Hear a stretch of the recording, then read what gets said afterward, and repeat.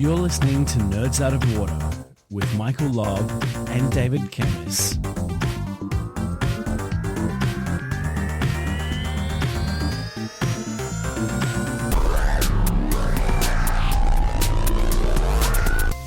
Good afternoon and welcome to Nerds Out of Water. Nerds Out of Water is a podcast brought to you by Michael Lobb and myself, David Camus, two good friends who have been partnering in business for over 20 years. Michael's running TeamScale, providing trusted technology advice and solutions to companies having trouble scaling up. He enables those businesses to grow and keep technology on track. I run One Bright Cloud, where I head up a team of techies and futurists looking at autonomous vehicles, AI, and digital transformations as a prerequisite to Industry 4.0. We challenge our own perspectives and try and see them from each other's. You don't need to agree with us, but after listening to a show, you normally have an idea of where we're heading. Now, Michael is very busy this week and is unable to catch up with you. So Smokey the cat and I have decided that it's quite important to keep going. There are a number of issues that have come out over the last 24, 48 hours that we have been talking about that I would like to put forward, specifically around cybersecurity. Overnight, the federal government have released some incredible figures regarding major sophisticated state-based cyber activity that are attacking trade and government industries over the last few months. This has been an ongoing issue, and there have been major attacks on state government departments holding sensitive data. Now, the PM doesn't want to point the finger at China, even though the article starts China is behind the major cyber attacks. But I think you need to look at this bigger, because it doesn't matter whether it's China, India, Russia. There are every action of country trying to attack us at the present time. We mentioned this a couple of weeks ago, and I think last week we had Lions being hit. And this is the owners of Tui's Beer, James Squire and Forex.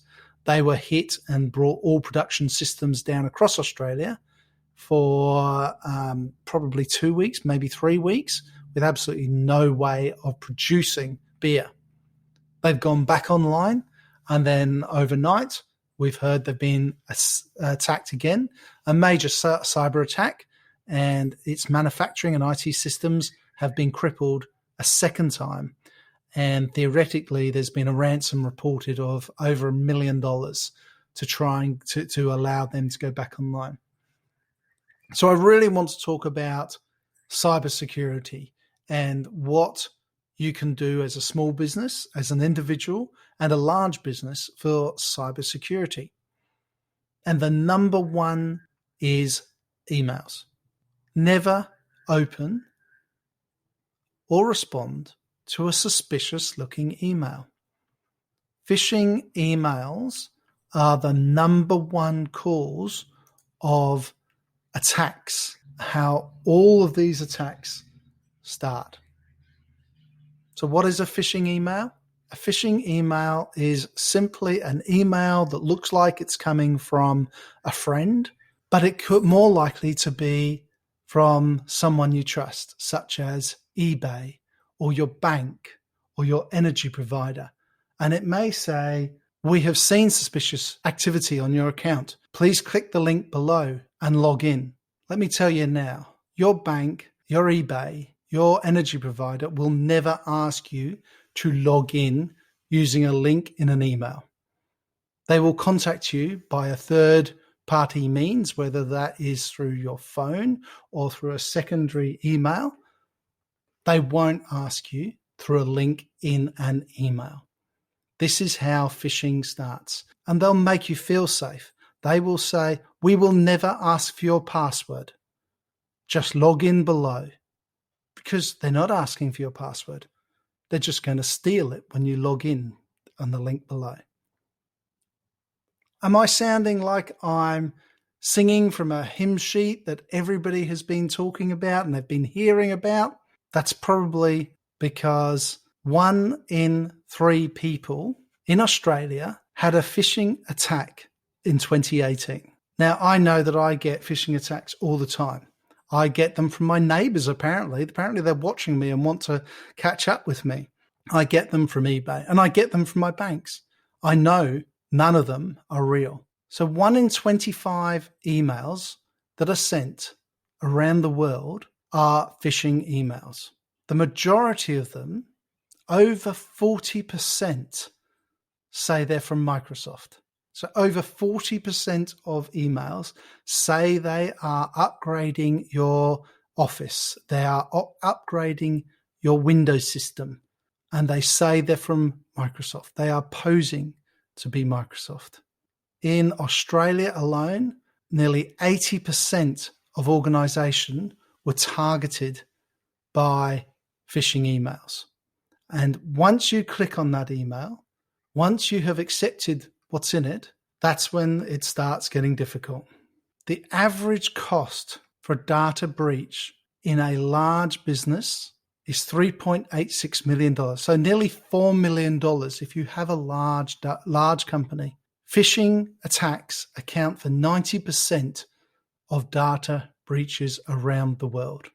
We are talking incredibly large numbers of emails, an incredibly large number of attacks. And now is the time that you need to be vigilant. So never open or respond to a suspicious looking email, even if it appears to be from somebody you know. If you think it isn't right, if you think you don't owe them the money that's in that invoice, or you don't think they owe you the money that's in that invoice, then don't open the invoice because it may not be them. Give them a phone call and make sure. Once you open that email, you are liable to lose your identity, to lose money, or become locked out of your systems. So while browsing the web, phishing may happen on poor websites, on ads that pop up. So be very careful what you click on from an ad point of view. So the number one thing I've got to ask you is to make sure you do not open suspicious emails. And I know that if you get one, 70% of you will open it. I've been trialing this with businesses we've been training. And after we've finished training them, people still open the suspicious emails. Make sure the sites you visit are secure. That's the little padlock. HTTPS. Make sure they are a secure site. Make sure they're definitely secure before you add anything into them. So this is really important. Once you have stopped yourself from opening that incredibly interesting email that you're going to get hacked onto, then install something. Install antivirus. Make sure your system has an antivirus software that is reliable, has anti-malware contained within it, and is updated regularly. Because that anti-malware software is essential to stop the unwanted attacks and to filter harmful downloads. What you are trying to do with these multiple layers of cybersecurity is to make it difficult. The more difficult you make it for an attacker to get in, the more likely they're going to turn around and walk away. So now you're protecting yourself with an antivirus, you're updating your antivirus, you're updating your anti-malware. Update the fixes on your Windows, on your Office, on your applications, because this is where people will try and hack through to get into your system. Put a firewall onto your account. Firewalls protect you not just from incoming traffic, but also from outgoing traffic. So if somebody gets in, you can try and block them from coming out. Again, another layer to make it more difficult for them. It prevents the hackers from entering your network, and it blocks potentially dangerous websites from playing around in your system. Something we've been speaking about over the last couple of weeks was passwords. Make sure your passwords are complex. Don't use any of the top 1,000 passwords. If you go onto Google top 1,000 passwords. They are all over the place. Hacking 101, you can purchase the top 1,000 passwords. Use something that is difficult. Use a complex password, a combination of upper and lowercase letters, alphanumeric, and some spaces. Put it into a phrase, such as, Mary had a little lamb. It's not that difficult. You can remember that. Now add an exclamation mark at the end or in the middle or after every word. Now change the A for the ampersand. Now it's getting very complex. That's what you want. Mary had a little lamb. Make up your own nursery rhyme. Make up your own song. Never use your username or enter your password on public Wi-Fi. I know that we can go down to the town centre here. We can open up a backpack and we can change our own router and call it Brisbane City Council Free Internet. And people will log into our Brisbane City Council Free Internet. And while they're logging on, I can hack them. I can steal their data as it's going through my system onto the web. They would have no idea. These are things that happen in airports, in city malls, all around the world. If you're on a public Wi-Fi, be careful. Change those passwords every 60 days, maybe every 90 days. Change the password. Maybe if you started a nursery rhyme, keep it going. Use the next phrase. Humpty Dumpty sat on a wall. All the king's horses, all the king's men. Whatever you want. Change it so you remember it and it's easy. And then keep that going every 90 days. Make backup copies of your data. If you're using free Gmail and you're using Google Drive, and it's the free Google Drive, be very, very wary. If you lose access to that because you've been hacked, because it's been locked, you have no repercussions. If you have lost your access to your free email, Google will do very little to help you. That's why it's free. So look at your emails, look at the data and the pictures you've got on your drive and work out whether it's worth the $8 a month or $24 a month or whatever it might be to make it a G Suite. Remembering G Suite is covered. G Suite you get support for. Make sure you have a backup email listed, whether it's Gmail or G Suite. Make sure you have a phone that is not connected to your account in that account so they can use it as a backup. There are definitely benefits to pay for what you get. So going back to the backups, back up everything. Back up your phone, back up your drives, back up the data on your Google Drive onto an offline drive. I back it up onto a hard drive that I keep locked in a safe. Once a week, I back everything up. Because if someone steals my data, if somebody locks me out my system, I want to be able to get back up and running quickly. And I don't want to pay anybody because my data is mine. So back up that data on an external hard drive so that you can access it again. Remember, your cloud backup, if it's linked to your account and you're locked, you will not have access to it. Think about it. The final thing would be laptops and smartphones. iPhones, every device is susceptible to being attacked. They all have vulnerabilities. Doesn't matter how great your system is, it will have a vulnerability. So back them up, and then if they're not in use, lock them away. You are the only person who knows how much data and the value of that data that you have on those systems. So if you want to protect them, then protect them by locking them away. So just to recap that lot, ignore your suspicious emails because that's how people are going to start to get into your system. Don't click on links because that's how they download things into your system. Install antivirus and anti-malware to try and stop them from installing malware onto your system.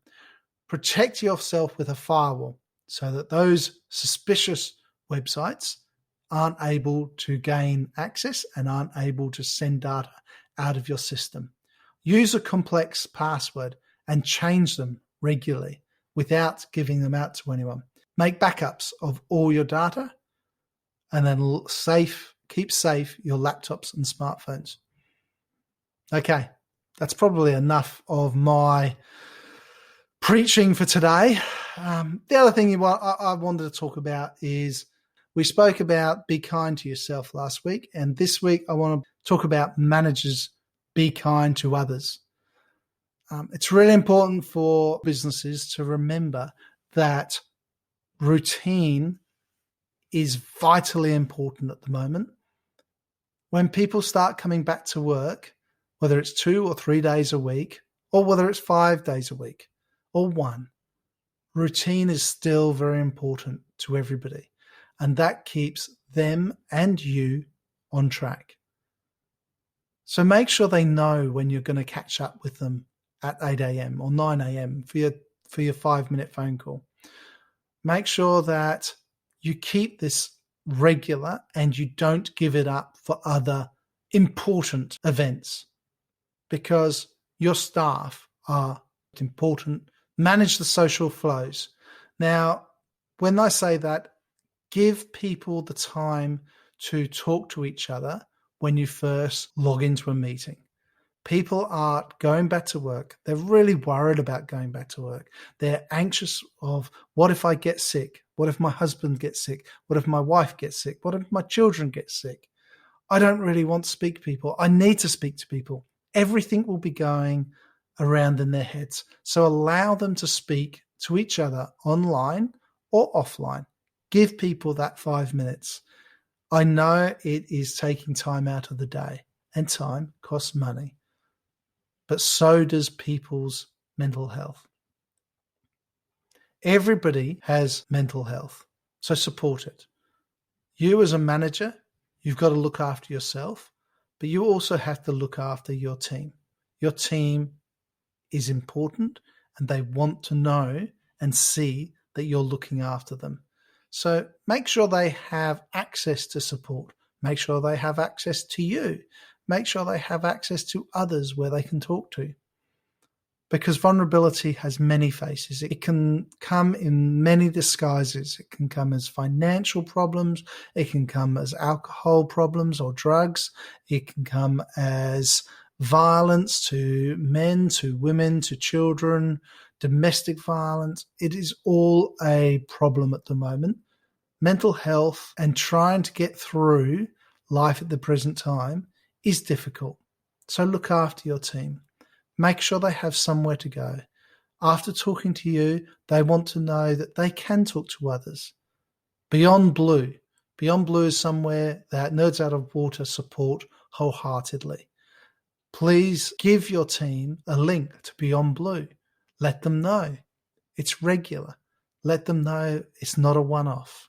Promote this access. Promote it so they know that there is a way or that they can go to past you, past your company support, and outside. People need support. And as I said earlier, use technology for the social aspects, because while people are logging in from home, working from home, allow them to use that Skype meeting, allow them to use whatever the video conferencing you have to take 5 minutes to catch up before you pull everybody up and you start talking. And then look at the opportunities. Look at the opportunities for growth with the people working from home. What can you show them? What can you provide them to give development alongside what they're doing to make them feel this is really worth it, to give them a positive attitude? People who work at work are going to work 10 times as hard at home. People who don't work at work won't work at home. So those ones who aren't working, you need to think about what tools you can provide them that will allow them to become productive, because everyone will be able to get productive if you give them the right tools. And finally, encourage people to have their personal planning, encourage them to have self-care, encourage them to take time for themselves, because be kind to your mind, as we spoke about last week, is each of us looking after our own minds. And this, as a manager, is me encouraging you to be responsible for be kind to your mind of your team. So I leave it there. I leave you thinking about cybersecurity and how you're not going to get attacked. Be mindful of your mind as both an individual and as a manager. And I will log off. I'd like to thank everybody for their time. Please subscribe to our podcast. Sorry it was only me today. Next week, we'll have a lot more detail. Michael will be back on board. The week after that, I believe we have guests, which is wonderful. And if you would like to comment, please comment below on any of the podcast applications that you're using. Subscribe to us so you can hear more of us and go back and listen to our other podcasts. I will say goodbye and I'll see you later. Thank you very much for listening.